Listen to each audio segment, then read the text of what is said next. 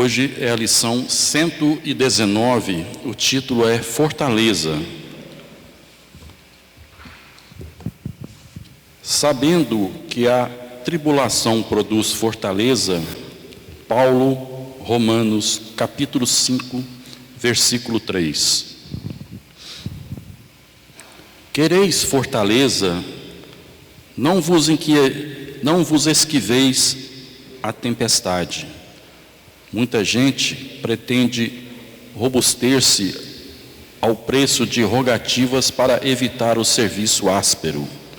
Chegada a preciosa oportunidade de testemunhar a fé, internam-se os crentes, de maneira geral, pelos caminhos largos da fuga, acreditando-se em segurança.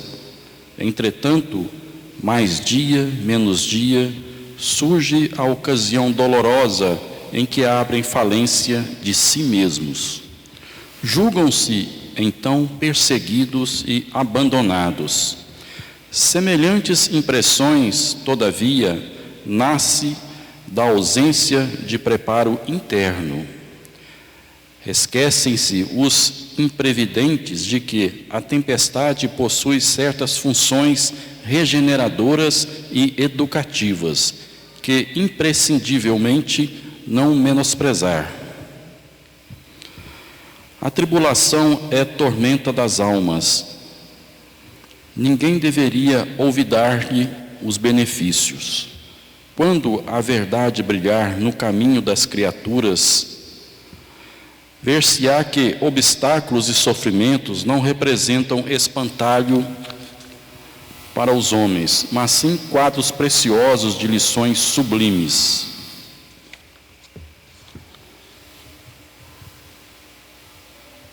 De lições sublimes que os aprendizes sinceros nunca podem esquecer. Que seria da criança sem a experiência? Que será do espírito sem a necessidade? Aflições, dificuldades e lutas são forças que compelem a dilatação de poder ao alargamento de caminho. É necessário que o homem, apesar das rajadas aparentemente destruidoras do destino, se conserve de pé, desassombradamente, marchando firme ao encontro dos sagrados objetivos da vida. Nova luz se lhe felicitará, então, a esfera íntima, conduzindo-o desde a terra, a gloriosa ressurreição do plano espiritual. Escutemos as palavras de Paulo e vivamo-las. Ai daqueles que se deitarem sobre a tempestade, os detritos projetados do monte pelas correntes do aguaceiro poderão sufocá-los, arrastando-os para o fundo do abismo. E quem vai falar para nós sobre esse tema é Humberto Deon. Boa noite, Humberto. Boa noite, gente. Na verdade, hoje nós vamos falar de um outro tema que me foi passado, que não foi Fortaleza. Mas é um estudo tão bom quanto, e eu acho que vocês vão gostar bastante. Eu vou ler rapidamente aqui qual que seria esse estudo de hoje. Chama Em Nosso Trabalho. Porque toda casa é edificada por alguém, mas o que edificou todas as coisas é Deus. Paulo, Hebreus, capítulo 3, versículo 4. O Supremo Senhor criou o universo. Entretanto, cada criatura organiza o seu mundo particular. O arquiteto divino é o possuidor de todas as edificações. Todavia, cada espírito constrói a habitação que lhe é própria. O doador de infinitos bens espalha valores ilimitados na criação. Contudo, cada um de nós outros deverá criar valores que nos sejam inerentes à personalidade. A natureza maternal, rica de bênçãos em toda parte, constitui a representação do patrimônio imensurável do poder divino. E em todo lugar onde exista alguém, aí palpita a vontade igualmente criadora do homem, que é o herdeiro de Deus. O pai levanta fundamentos e estabelece leis. Os filhos contribuem na construção das obras e operam interferências. É compreensível, portanto, que empenhemos todo o cuidado em nosso esforço individualista, nas edificações do mundo, convictos de que responderemos pela nossa atuação pessoal em todos os quadros da vida. Colaboremos no serviço do bem com o entusiasmo de quem reconhece a utilidade da própria ação, nos círculos do serviço, mas sem paixões destruidoras que nos amarrem às ilhas do isolacionismo. Apresentemos nosso trabalho ao Senhor diariamente e peça a Ele destrua as particularidades em desacordo com os seus próprios soberanos e justos propósitos, rogando-lhe visão e entendimento. Seremos compelidos a formar o campo mental de nós mesmos, a erguer a casa de nossa elevação e a construir o santuário que nos seja próprio. No desdobramento desse serviço, porém, jamais nos esqueçamos de que todos os patrimônios à vida pertencem a Deus. Lembrando que o Vinha de Luz é o livro psicografado por Chico Xavier, ditado por Emmanuel, lançado em 1951. Ele tem 180 capítulos. Cada capítulo é uma lição maravilhosa de vida e toda segunda-feira a gente estuda um capítulo desse. E também lembrando que eu vou fazer sempre esses estudos em forma de perguntas e respostas, porque facilita o nosso entendimento, fica mais dinâmico e fica mais fácil da gente aprender juntos. E novamente eu vou começar com um poema que tem a ver com esse estudo, e é de um poeta que eu admiro muito, chamado Cassimiro Cunha.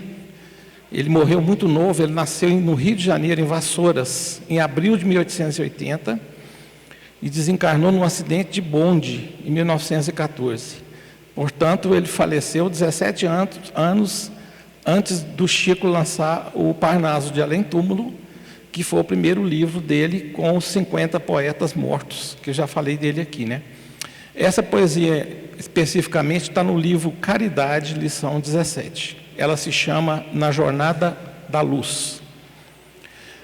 No caminho da fé viva, sob a luz que nos governa, não deixes de entesourar as bênçãos da vida eterna.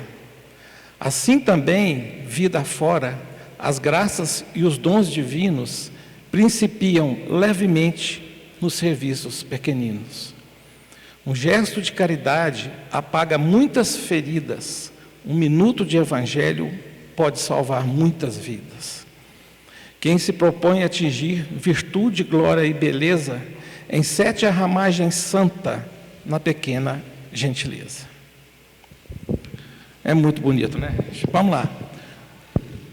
Então, hoje eu vou fazer uma coisa diferente também. Eu vou pegar, nas perguntas, eu vou trazer o trecho do capítulo para a gente entender melhor. Porque quando se lê o capítulo inteiro no começo, a gente não lembra o que foi falado. É normal, porque é muito rápido. Então eu vou trazer a pergunta, vou trazer o que está no capítulo para ficar mais fácil a nossa discussão. Vocês vão ver que é muito bom. Primeira pergunta: qual é a mensagem central da citação de Paulo? Qual é a citação de Paulo? Porque toda casa é edificada por alguém, mas o que edificou todas as coisas é Deus. Porque Paulo afirma que, embora a casa seja construída por alguém, quem identificou e edificou todas as coisas foi Deus. Isso nos lembra que Deus é Criador supremo, mas também nos concede a liberdade e a responsabilidade de edificar nossas próprias obras espirituais e morais. Aqui nos remete a uma coisa muito interessante que a doutrina espírita nos ensina quando a gente chega na casa. O que é Deus de verdade? Quem é? Na verdade, não é quem é que é, né? Que é a pergunta 1 do Livro dos Espíritos, não é o que nem quem, é que.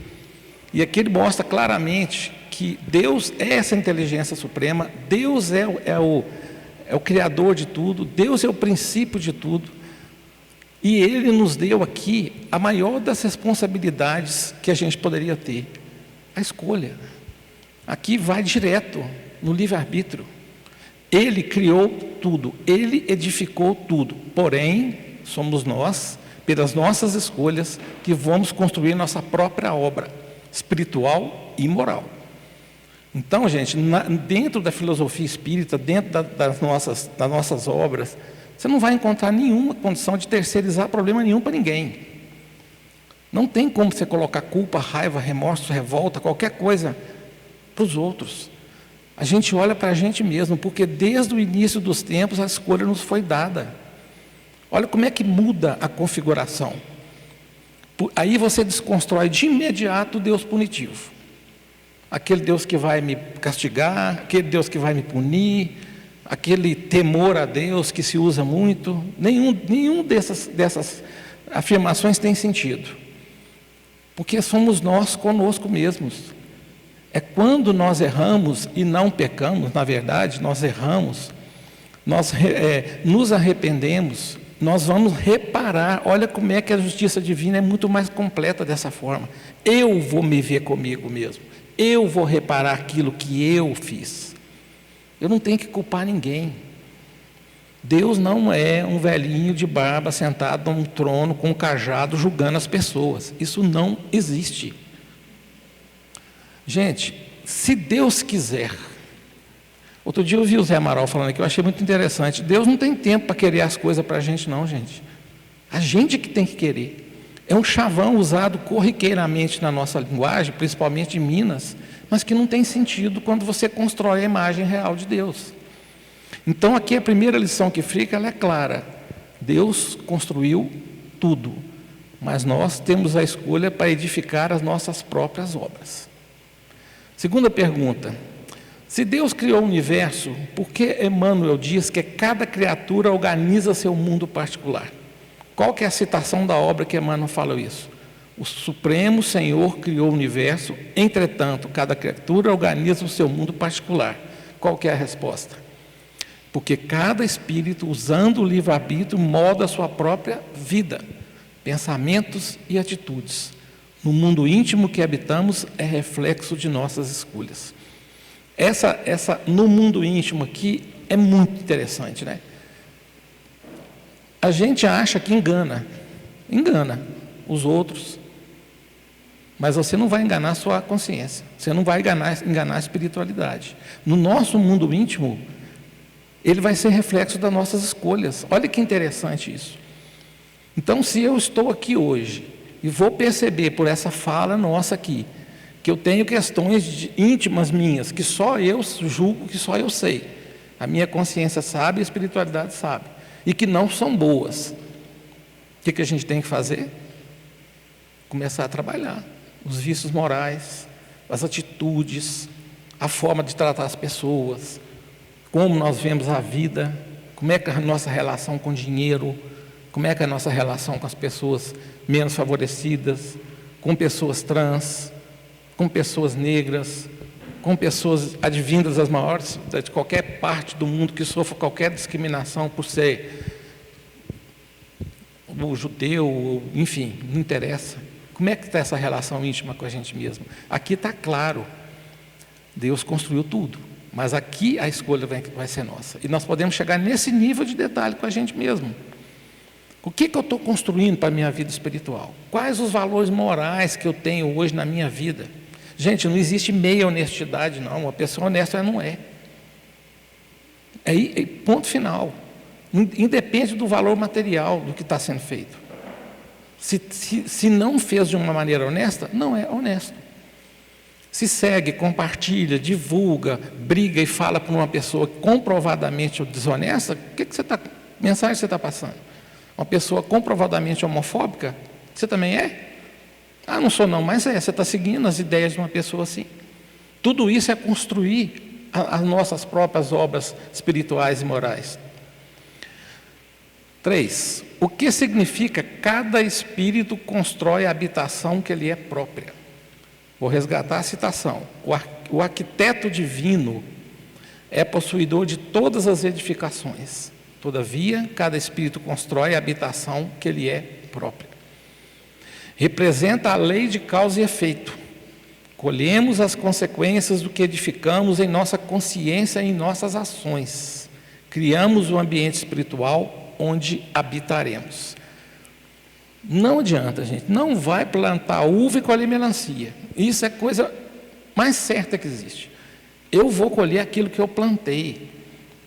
E dentro dessa ótica, se a gente está colhendo dor, nós não estamos colhendo flor, plantando flor.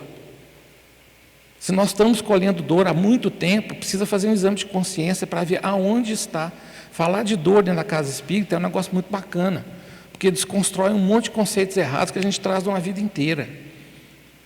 Dor tem que ser encarada como nossa mola propulsora da existência, da evolução. Como é que é isso aí? É isso mesmo que eu estou falando. Se não fosse a dor, o mundo estava nas cavernas.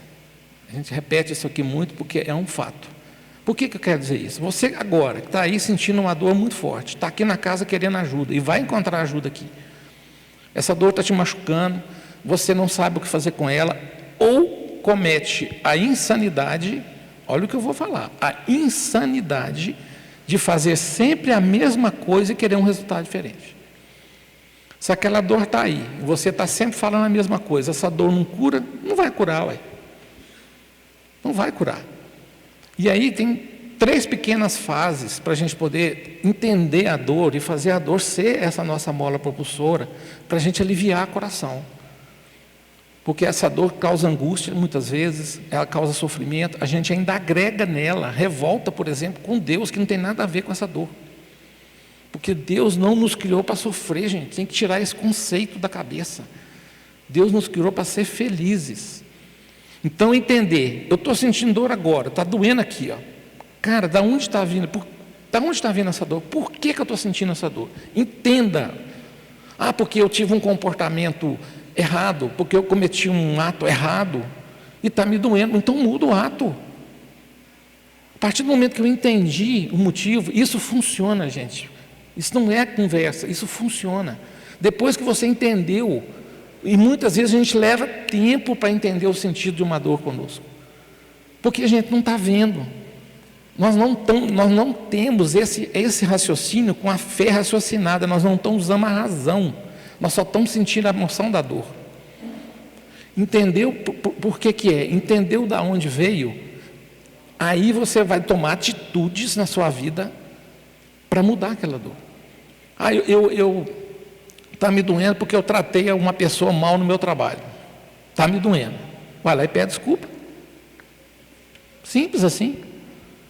Engula o seu orgulho e faça alguma coisa para curar aquela dor. É isso que tem que fazer. E depois, gente, que passar, que a lição for aprendida, nós vamos agradecer. Vamos agradecer a dor? Vamos agradecer a dor. Porque no movimento desse, a gente dá um salto na nossa evolução moral. Toda vez vai ser assim. E é por isso que isso aqui que eles nos falam, vocês estão percebendo que toda a responsabilidade é colocada na nossa escolha, no nosso livre-arbítrio? Inclusive a escolha de entender a dor e fazer que a dor seja nossa amiga, como diz o Zé Amaral, nossa conselheira. Pois é assim que as coisas funcionam. E se ficar na dor com as mesmas coisas, vai sentir dor a vida toda. Não vai resolver o problema da dor.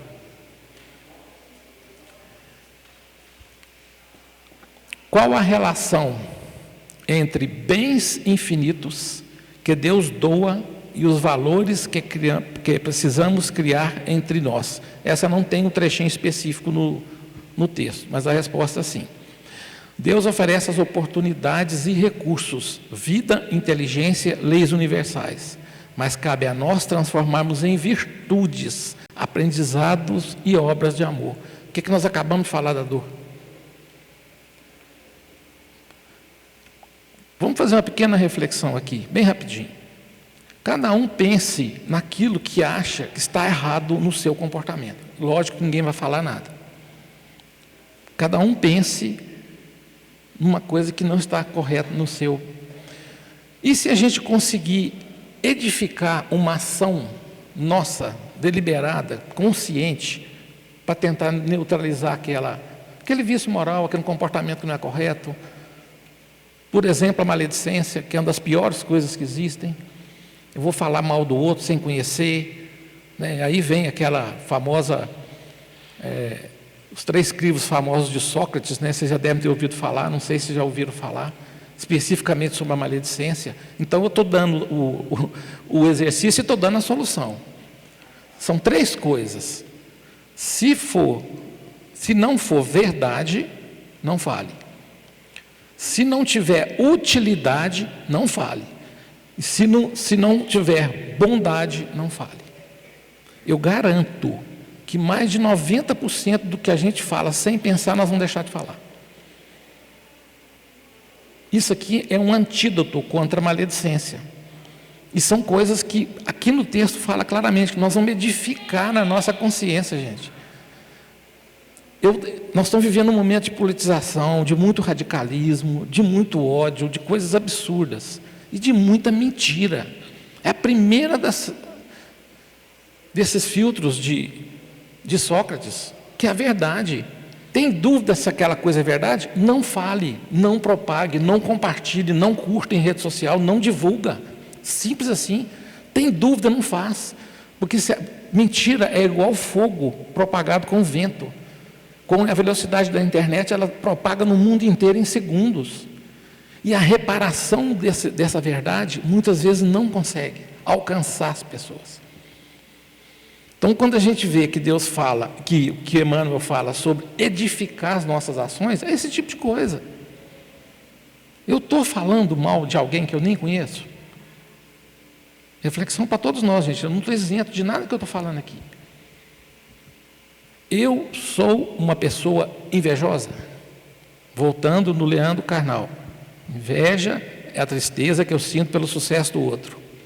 Quando você vê um vizinho ter um sucesso, você fica feliz? Quando você vê um colega de trabalho conquistar uma promoção merecida, você fica feliz ou não? Reflexão de cada um. Essa frase muda a nossa vida, porque o resto é fácil. Então essas ações que ele cita aqui são nesse sentido. Nós temos que usar a nossa inteligência, a vida que Deus nos deu. Isso que a gente está vendo aqui, essa energia que circula aqui, é para isso, gente. Vocês estão aqui na casa espírita, vocês não vieram aqui por acaso, não acha que vocês estão me ouvindo por acaso. Eu não estou aqui por acaso. Tudo é coordenado para que a gente saia daqui melhor do que a gente entrou. É isso. 5. Como interpretar a comparação entre a natureza maternal e a vontade criadora do homem? A natureza, vou pegar o trecho da citação do capítulo. A natureza maternal, rica em bênçãos, em toda parte constitui a representação do patrimônio imensurável do poder divino. E em todo lugar onde exista alguém, aí palpita a vontade igualmente criadora do homem, que é herdeiro de Deus. Esse trecho vem a pergunta: como interpretar a comparação entre natureza maternal e vontade criadora do homem? A natureza é abundante e generosa, reflexo de Deus. O ser humano, como herdeiro divino, também possui poder criador, mas deve aprender a usá-lo de forma responsável e no bem. O que é usar de forma responsável e no bem? É fazer aquilo que é certo, fazer aquilo que é correto. A gente muda a nossa forma, da forma que nós vamos desencarnar essa encarnação que nós estamos aqui, todos vocês e eu, nós estamos na fila para poder voltar. A gente muda a forma com que nós vamos ter essa desencarnação, essa passagem, com as atitudes nossas de agora. Eu repito sempre aqui a pergunta 149 do livro Consolador, que eu acho maravilhosa, que a primeira parte da resposta de Emmanuel fala que quem viver, palavras dele, tá, gente? Não vou falar vou falar com as minhas. Que quem viver dentro de uma vida reta, correta, baseado nos princípios do Evangelho de Jesus, que é o nosso guia, vai ter uma passagem suave. Vai ter uma passagem suave. Ao passo que quem não tem, pode ter uma passagem muito atribulada, muito confusa. Então, o que ele fala aqui é que nós temos que construir agora o que a gente quer para o futuro. E nós vamos sempre falar de vício moral, porque é isso que a gente quer mudar quando a gente vem no estudo na casa espírita. A gente quer evoluir como ser humano. Os bens materiais que todos vocês tenham, o dinheiro, o carro, as posses, não tem o menor problema. O Espiritismo nunca foi e nunca vai ser contra dinheiro. Dinheiro é uma energia que circula, desde que ele seja ganho com honestidade, desde que a gente compartilhe um pouco dele com quem precisa. É isso. Então Deus nos deu toda essa forma responsável de fazer o bem e a gente faz o mal. Gente, vocês devem estar pensando aí, tem tanta gente ruim nesse mundo, não tem? Pessoas do mal? Pois é. Essa semana passada eu vi foi uma psicografia, foi um espírito muito elevado, que eu gosto muito, não vou citar fonte nem nada, porque não vem ao caso, mas que essa turma já está com o destino deles preparado. Não vão voltar para a Terra. Outro dia a gente vai falar dessa evolução de planetas. Nós não estamos num planeta sozinho. Isso aqui é um grão de areia de um grão de areia no universo infinito. Então não se preocupem com o cara do lado que está só nessa vida de mal e que a justiça humana não pega. A gente torce até que pegue, mas a divina não vai falhar, porque ele vai ter que se haver com ele próprio pelos erros que ele cometeu. É isso. O que Emmanuel quer dizer com o pai levanta fundamentos e estabelece leis e os filhos contribuem nas obras? Trecho citação do texto. O pai levanta fundamentos e estabelece leis. Os filhos contribuem na construção das obras e operam interferências. Deus cria as bases, que são as leis divinas. Gente, leis divinas são imutáveis, atemporais. Leis humanas é que mudam. Ponto. Então, se houve transgressão da lei divina, não é a lei divina que vai mudar conforme a evolução do homem, porque elas são perenes, elas são cláusula pétrea da existência, não mudam. E nós somos chamados a colaborar, aplicando essas leis em nosso progresso moral e espiritual. Gente, o guia, o GPS, é o Evangelho, é o que nós vemos aqui todo dia, é o que a gente fala e lê aqui todo dia. Esse é o GPS. E aí, é tão curiosa essa história do GPS, que eu vi o Haroldo outro dia numa palestra que eu achei muito interessante, né? Nossa vida tem um GPS, nós todos aqui. Aí a gente entra, liga o GPS, ele está assim, vira à direita, você segue reto. Aí ele recalcula a rota, vira à direita, você segue reto. E aí você vai tendo consequências na sua vida, porque você não seguiu o GPS da sua evolução. E aí vem dor, aí vem sofrimento, aí vem um monte de coisa. O que a gente precisa aprender, de uma forma bem simples, é seguir o GPS da vida, que é o GPS desse Evangelho, que vocês nunca vão ouvir nada de errado aqui nessa casa. Todos os fundamentos religiosos de qualquer religião são baseados no amor, gente. Então não cabe ódio numa relação religiosa. O que nós estamos fazendo com a nossa inteligência? E aqui fala que nós operamos as interferências. Que interferência nós estamos fazendo nesse processo? O que eu estou levando? O que eu estou contribuindo ou o que eu estou atrapalhando? Está muito clara a mensagem dele. Porque Emmanuel insiste que devemos ter cuidado com o nosso esforço individual. Qual que é a citação no texto? É compreensível, portanto, que empenhemos todo o cuidado em nosso esforço individualista, nas edificações do mundo, convictos de que responderemos pela nossa atuação pessoal em todos os quadros da vida. Resposta: porque seremos responsáveis pelas consequências de nossas escolhas. Ninguém pode responder por nós. Cada consciência responde pelo que constrói. Por isso que eu acho e sempre falo da grandeza da doutrina espírita para mim. Porque a partir do momento que eu entendi que eu é que tenho que ver com as minhas coisas, a minha vida mudou muito, melhorou muito e ficou mais difícil em algumas coisas. Porque eu era de uma outra religião. E lá eu tinha condição de uma vez por semana sentar, pedir uma bênção e vup, acabou, ó, assim.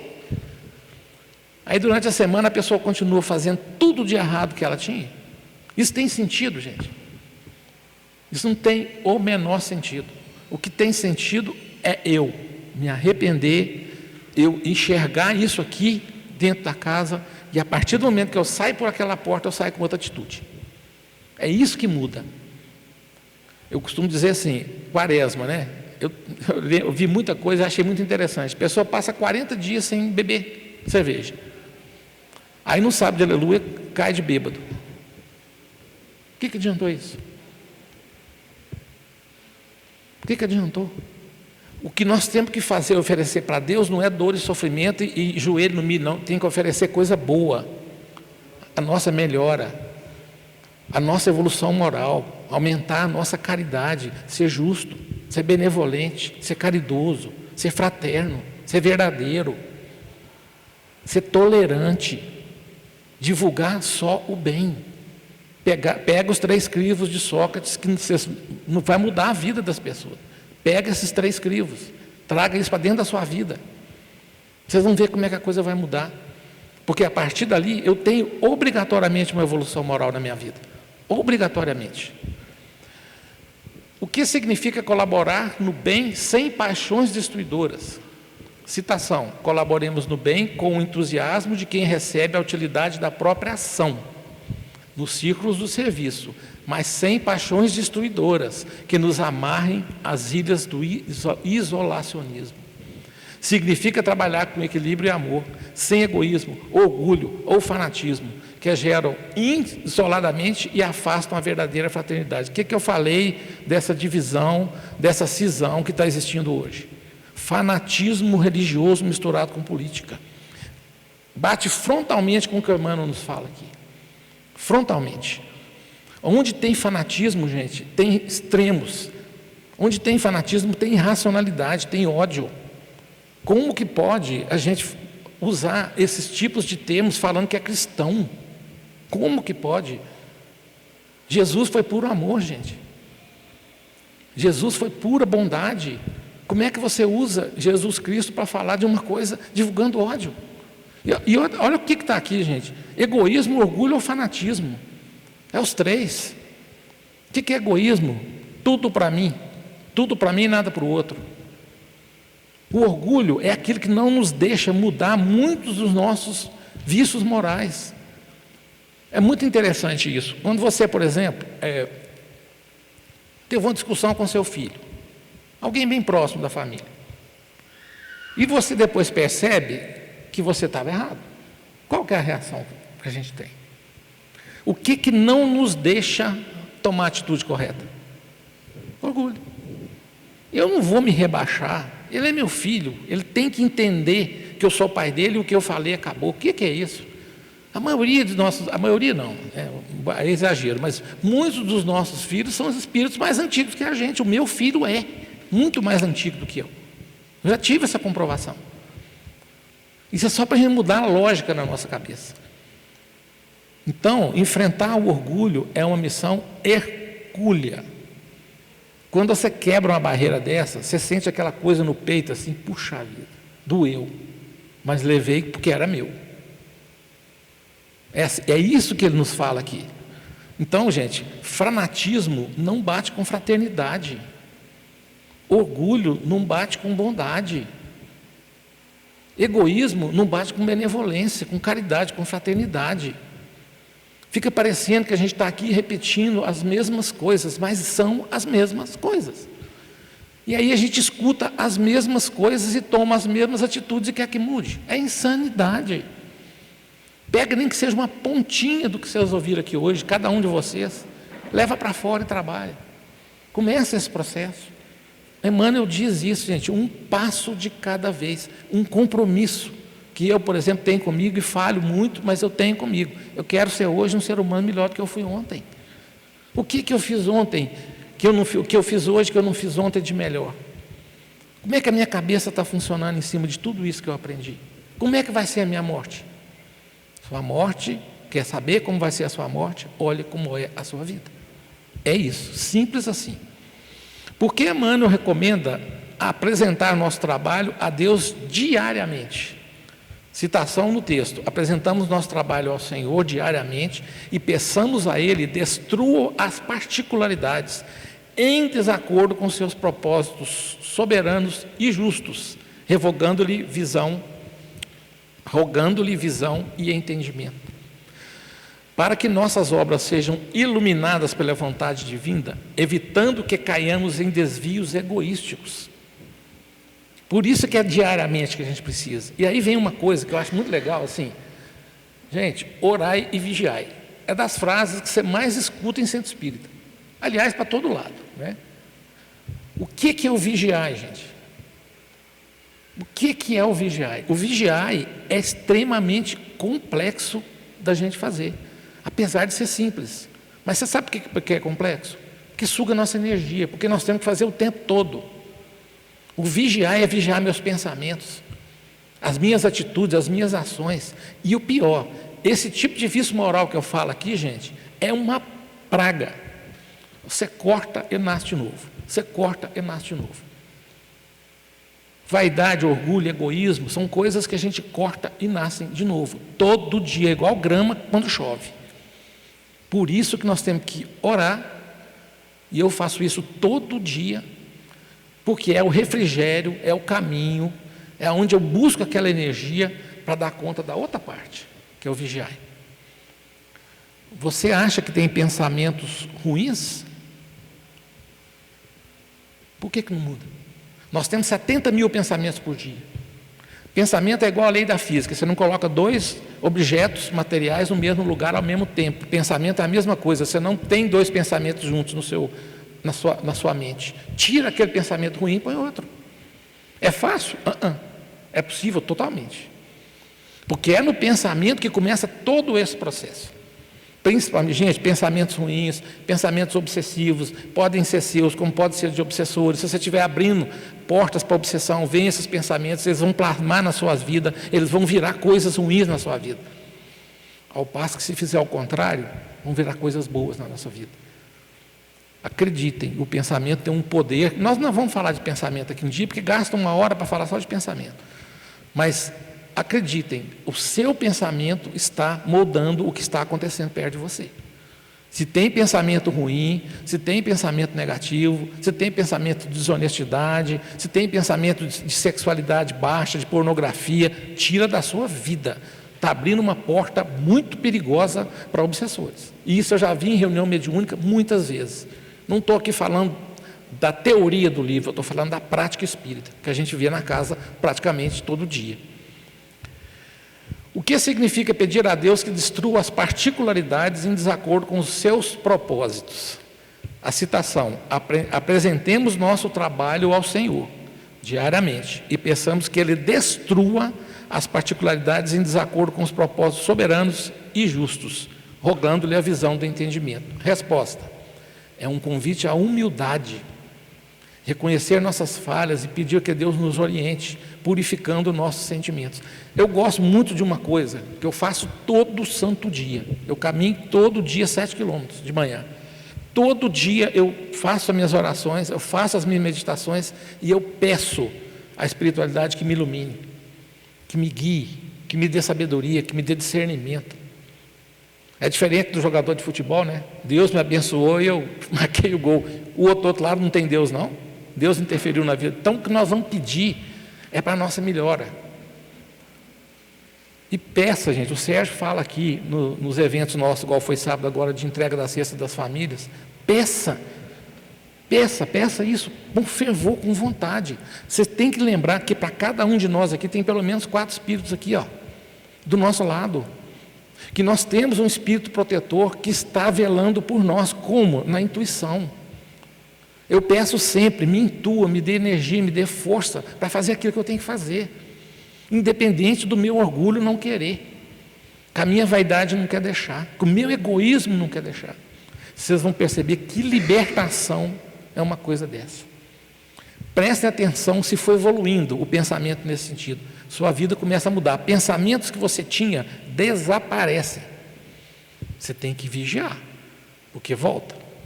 E é aí que está a energia que a gente tem que gastar com esse tipo de coisa. É fazendo todo dia, o tempo todo. O que é o campo mental que precisamos formar? Citação no livro: seremos compelidos a formar o campo mental de nós mesmos, a erguer a casa de nossa elevação e a construir o santuário que nos seja próprio. É a estrutura íntima de pensamentos, ideias, sentimentos que ostenta a nossa evolução espiritual. Um campo mental elevado gera harmonia, um campo inferior gera desequilíbrio. Está respondido na pergunta anterior. Qual o sentido de erguer a casa de nossa elevação? Citação: seremos compelidos a formar um campo mental de nós mesmos, a erguer a casa de nossa elevação e a construir o santuário que nos seja próprio. É construir, resposta, é construir através de atitudes e escolhas uma vida em sintonia com o Evangelho, fundamentada em amor, disciplina e serviço ao próximo. O que seria o santuário de nós? O que seria santuário que nos seja próprio? Citação: seremos compelidos a formar o campo mental de nós mesmos, a erguer a casa de nossa elevação e construir um santuário de nós mesmos. É o templo interior, consciência e paz, onde podemos sentir a presença de Deus. Essa construção é pessoal e intransferível. Gente, não vendam a sua paz por preço nenhum desse mundo. Não percam a paz de vocês, não percam. Faz evangelho no lar uma vez por semana. Peça paz na sua casa, harmonia. Eu sei, já vivi muito, o que é perder a paz dentro de casa. Meu pai foi alcoólatra, foi muito difícil a vida com ele. Não tinha paz para dormir, não tinha paz para comer, não tinha paz para conviver. Se você está com alguma coisa tirando a sua paz, faça uma atitude diferente para resgatar aquela paz. E não venda ela por nada. Por dinheiro nenhum, por promoção nenhuma, por bem material nenhum, por nada. Não venda. Porque se a gente perder a paz, a gente perde tudo. Como conciliar nossa responsabilidade individual com o fato de todos os patrimônios da vida pertencerem a Deus? Citação: no desdobramento desse serviço, porém, jamais nos esqueçamos de que todos os patrimônios da vida pertencem a Deus. Nós somos apenas administradores temporários dos bens da vida. Nascemos sem nada, vamos voltar sem nada. Cabe-nos utilizá-los com responsabilidade, reconhecendo que nada é realmente nosso, mas sim um empréstimo divino. Tudo que a gente tem hoje.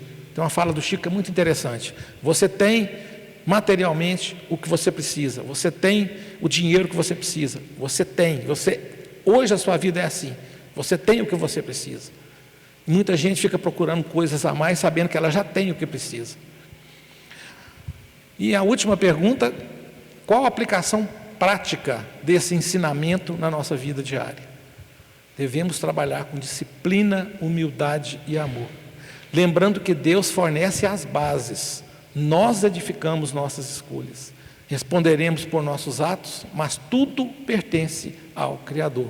Disciplina, humildade e amor. Tudo que eu falei aqui de mudança de comportamento, mudança de vícios morais, depende de disciplina. O orai é conexão, o vigiai é disciplina. É disciplina o tempo todo. E uma mensagem final, agradecendo já a todos, né, por esse dia de estudo maravilhoso, que eu fico muito feliz de estar aqui. Deus é o Criador de tudo, mas cada um de nós é chamado a construir a sua própria casa espiritual. Nossas escolhas, pensamentos e ações são os tijolos dessa edificação. Cabe-nos trabalhar no bem, com humildade e equilíbrio, apresentando nossas obras a Deus para que Ele as purifique e fortaleça. Que possamos assim erguer diariamente um templo íntimo de consciência tranquila, um templo íntimo de paz em nossas vidas, lembrando sempre que tudo pertence ao Pai e que somos apenas colaboradores da sua obra de amor. Muito obrigado e até a próxima.